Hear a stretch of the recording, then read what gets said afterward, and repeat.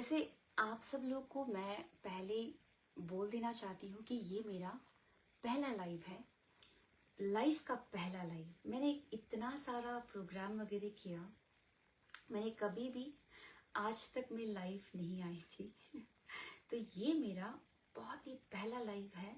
तो पहले ही मैं आप लोगों को कहना चाहती हूँ, अगर कुछ गलती हुआ मेरे से तो मैं माफ़ी चाहती हूँ। तो आइए शुरुआत करते हैं जिस चीज़ के लिए मैं यहाँ पे लाइव आई हूँ। ज़्यादा नहीं, आई थिंक 10 मिनट्स लूँगी। तो हम लोग बात करने वाले हैं परिवार और मतलब कि फ्रेंड्स एंड फैमिलीज़ के बारे में, ठीक है। क्योंकि देखिए बहुत जन लोग ऐसे हैं ना कि मुझे कहते हैं कि इंग्लिश में भी बोला मतलब कि थोड़ा सा जितना भी आप प्रीवियस ईयर क्वेश्चंस करते हैं या आप कुछ डिस्क्रिप्शन देते हैं, इंफॉर्मेशन देते हैं, तो इंग्लिश में भी बोला करिए। लेकिन मेन थिंग ये है ना कि देखिए ऐसे बहुत सारे लोग हैं, इंग्लिश में तो आपको इजीली अवेलेबल हो जाएगा।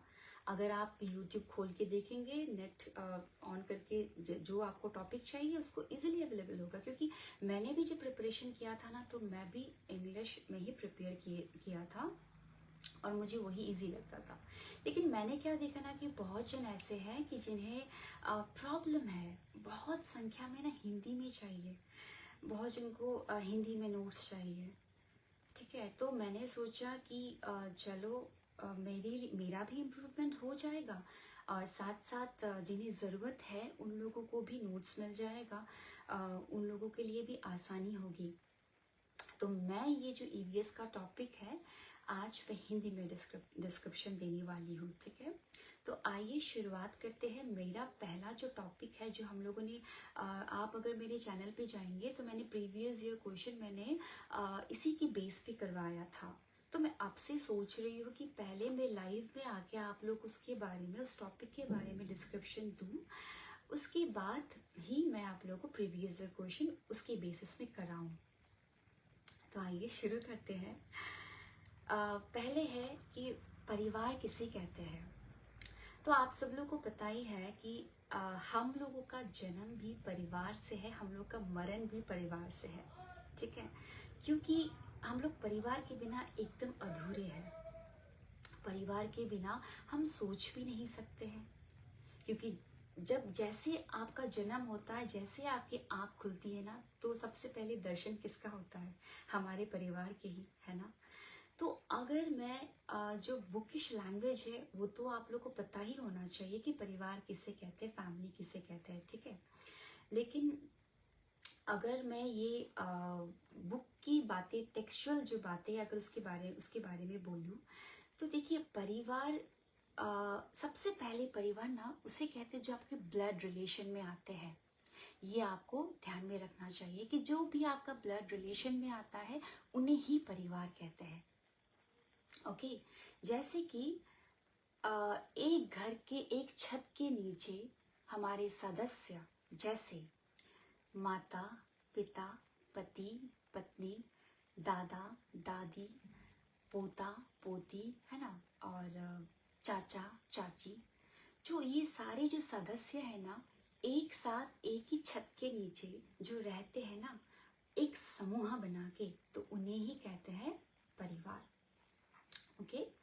ये आप सब लोग तो जानते ही हैं कि परिवार किसे कहते हैं। तो ये है आपका असल। और बेसिकली अगर मैंने इतना सारा आपको बताया ना कि चाचा, चाची, दादा, दादी, अगर बेसिकली अगर देखा जाए ना, तो परिवार की गिनती बस ऐसे कहते हैं कि हाँ, पति, पत्नी और बच्चे, है ना। लेकिन हमारे भारत में परिवार जो है कि मतलब बहुत सारी चीज़ों के आधार पर ना विभाजित किया गया है, उन्हें विभाजन किया गया है, ठीक है। तो देखिए सबसे पहले जो बेसिक तरीकों से परिवार, और अगर परिवार का विभाजन कितना है तो बोलेंगे बेसिकली हमारे परिवार जो डिवाइड किया जाता है वो दो प्रकार में डिवाइड किया जाता है। पहला है आपका एकल परिवार और दूसरा है आपका संयुक्त परिवार। तो पहले जानते हैं एकल परिवार के बारे में। एकल परिवार को हम इंग्लिश में न्यूक्लियर फैमिली भी बोलते हैं। और न्यूक्लियर फैमिली ना बहुत कॉमन है, अभी सब लोग न्यूक्लियर फैमिली ही ज़्यादातर पाए जाते हैं। न्यूक्लियर फैमिली किसे कहते हैं? जिसमें पति पत्नी और उनके अविवाहित बच्चे जो है उन्हें न्यूक्लियर फैमिली यानी एकल परिवार कहते हैं। एकल परिवार में जो विशेषताएं होती है, सबसे पहले विशेषता ये है कि इनमें बड़े बुजुर्ग से मतलब वो स्वतंत्र रहते हैं। स्वतंत्र कहने से उनको कोई डिस्टर्ब नहीं करता। जैसे कि जो अभी नवविवाहित जो लोग होते हैं उनमें बस वही दो जन हैं, उनके जो अगर भाई जो बच्चे लोग हैं तो बस वही रहेंगे।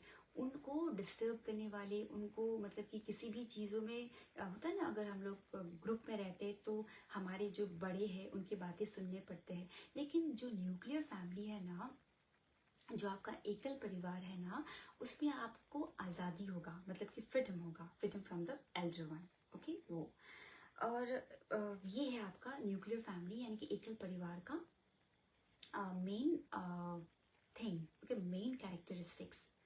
और ये एकल परिवार जो है ना आकार में छोटा होता है, क्योंकि इसमें क्या होता है, पति पत्नी और उनके बच्चे, बस ये हुआ आपका एकल परिवार।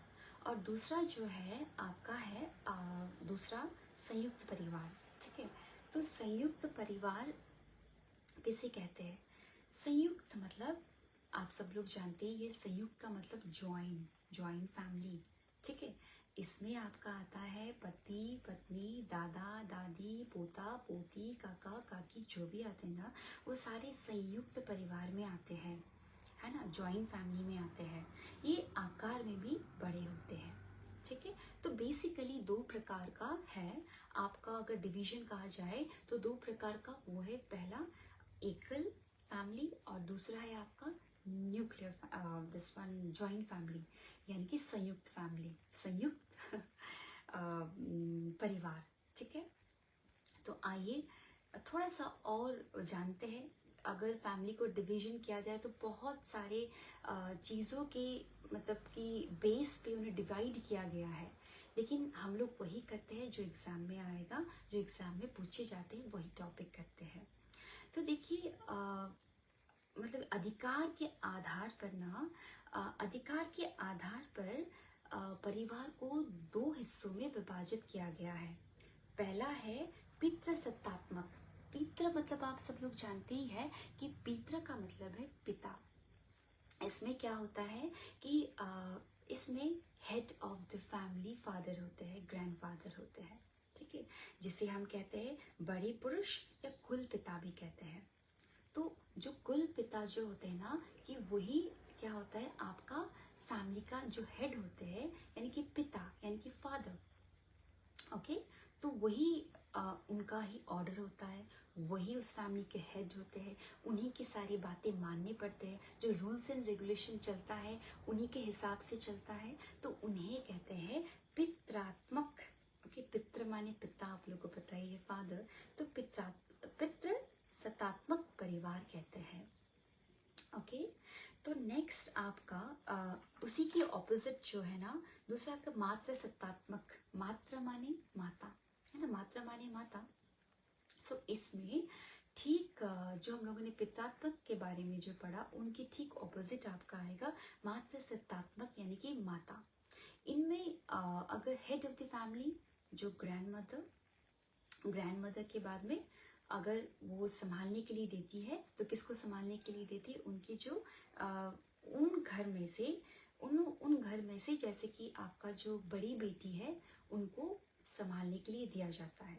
तो पहले मात्र सत्तात्मक का मतलब ये है कि जिसमें किसका अधिकार हो? माता का। माँ कहने से मतलब कि मदर का अधिकार हो। सबसे पहले हेड ऑफ द फैमिली वहाँ पे मदर होते हैं। ये तो आसान सा चीज़ है, आप सब लोगों को पता ही है ये चीज़।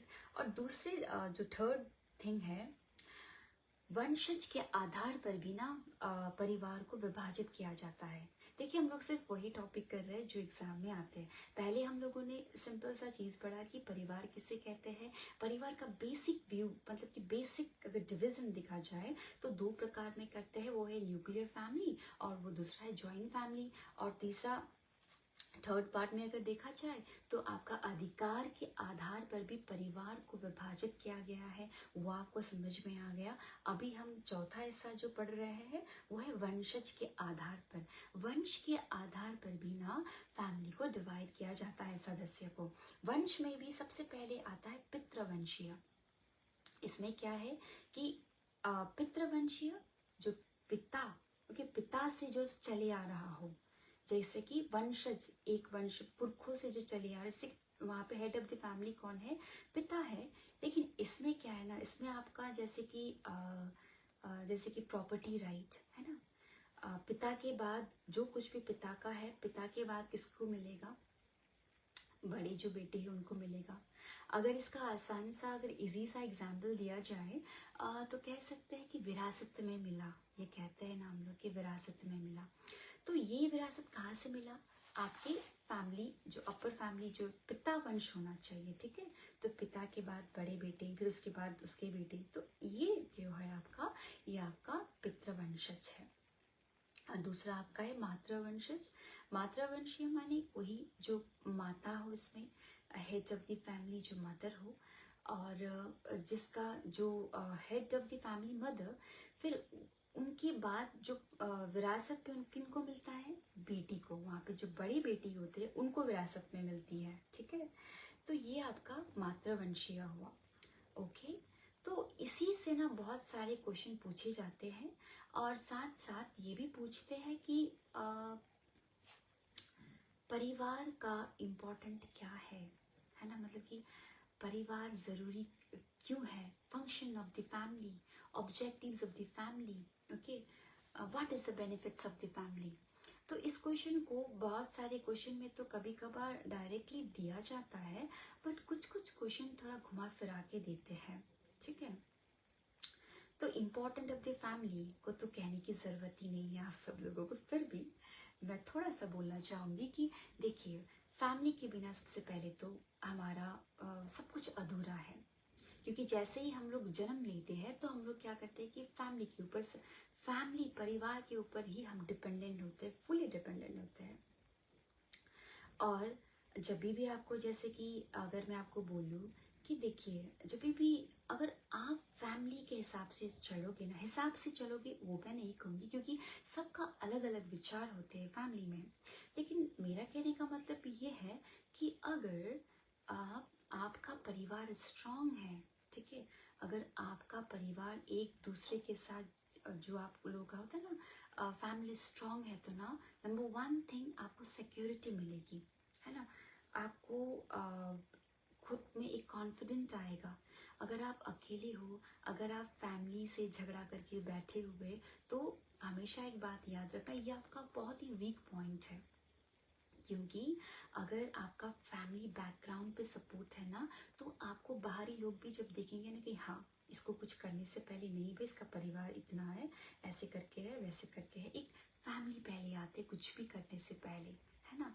तो इसीलिए सबसे पहले आपका जो रोल है फैमिली का, वो है आपका सिक्योरिटी आपको देगा, है ना। एक आप में टीम, एक आप में अंदर से आत्मविश्वास आएगा। कुछ भी होगा, कहीं से भी किसी ने कुछ भी बोल दिया या कुछ आप प्रॉब्लम में फंस गए, तो सबसे पहले आप किसको याद करते हैं, थोड़ी ना आप पड़ोस वाले लोगों को याद करते, आप तो अपनी फैमिली को याद करते हैं, है ना।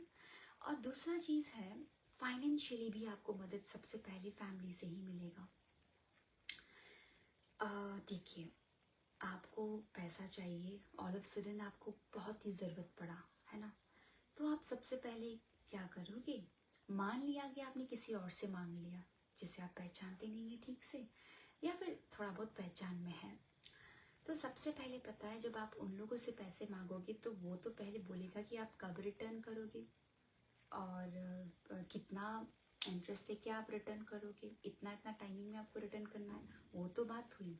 उसके बाद वो पूरा कागज ब्लैंक पेज में आपका सिग्नेचर भी करवाएगा, बोलेगा कि इतना इतना दिन में उन्होंने इतना इतना पैसे लेके गए थे, है ना। क्योंकि विश्वास, अगर आप अपने ही मम्मी पापा चाचा चाची दादा दादी किसी से भी आप मांगोगे तो आपकी दादा दादी थोड़ी ना आपसे पर्चा लिखाएंगे कि मुझे इतने में चाहिए भाई, मुझे इतना में वापस करो भाई, ऐसे करके थोड़ी ना बोलेंगे। तो देखिए, जब भी कुछ भी हमें, चाहे वो फाइनेंशियली हो, सोशली हो, कुछ भी प्रॉब्लम हो ना, तो सबसे पहले हम लोग अपनी फैमिली को ही याद करते हैं। ओके।